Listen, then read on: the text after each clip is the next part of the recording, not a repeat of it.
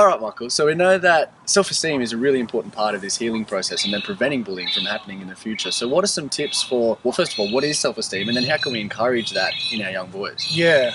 So I'll tell you what self-esteem is not. Self-esteem is not, I'm awesome, you're not.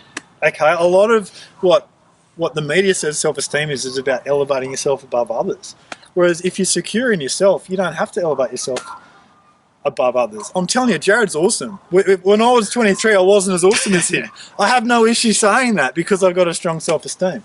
And in terms of the importance of self-esteem, it's like armour. When it comes down to, if you think of like soldiers on the battlefield hundreds of years ago, they had their armour on, an arrow would hit them and fall off.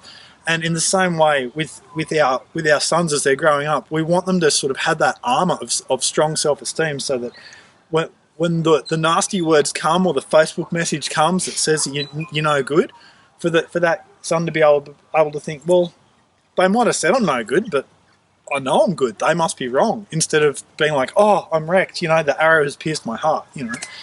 What's your take on this? Well, that's absolutely the crux of the issue, is to be able to laugh off, a bully's attacks, because that's one of the first things that especially boys get told to do is, oh, just laugh it off. Keep walking, be the bigger man, move on. But it's really hard to do that if you don't have that self-esteem and that belief in yourself and that comfort and knowledge in who you are. And bullies can pick up on that as well. I mean, everybody can sort of know that they're sort of like the dog who sniffs the fear. Okay, they will absolutely be able to tell if you're just laughing off a joke because you've been taught to do that as a coping strategy for bullying, versus you're actually laughing it off because you feel so sure on yourself and you know that it's a reflection of their insecurity rather than anything to do with you at all. But it's got to come from that right place of knowing who you are and feeling comfortable in that and having that really strong sense of self-esteem. That makes so much sense. All right, Michael, so when it comes to building our son's self-esteem, there's a lot of rubbish out there today. Okay, there's a lot of fluff and words and nonsense, and none of it can really, be translated into something real, especially for a young boy. So, what do you think is a really good way to start looking into this from a boy's perspective? Yeah, there's a lot. We'll probably cover a fair bit on this. One of them is to cause our sons to take some responsibility. It's hard for him to feel like a man when mum's washing all his clothes and dad's cooking for him, and all he has to do is go home from school, sit in his little computer game den, and come back out. That's not a man, and he knows he's not being a man. So we need to actually cause our kids to take actions that help more than just themselves.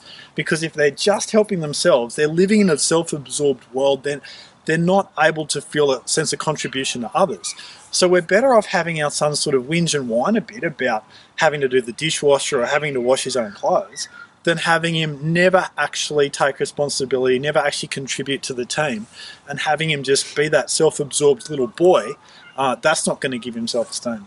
Absolutely, and that's like we've talked about setting goals for yourself, even if it's something simple like making sure there's nothing left on the floor or cooking a family meal for the week. Okay, so one night a week, I'm going to cook.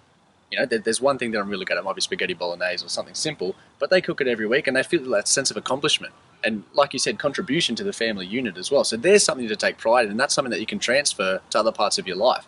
But if the only time you're ever doing something is at school when you're being bullied, it's really hard to focus that in isolation. If you're doing it in all aspects of your life and you're taking responsibility and you're standing up and you're contributing, it's going to be a lot easier to transfer that back. Yeah, why didn't someone tell me that when I was 16? Because that's what it is to be a man, is to be someone who is making a difference. Absolutely. And if that looks like you cooking dinner or you hanging out the clothes, why would you not want that for your son? So, yeah, they mightn't like it, but go do it.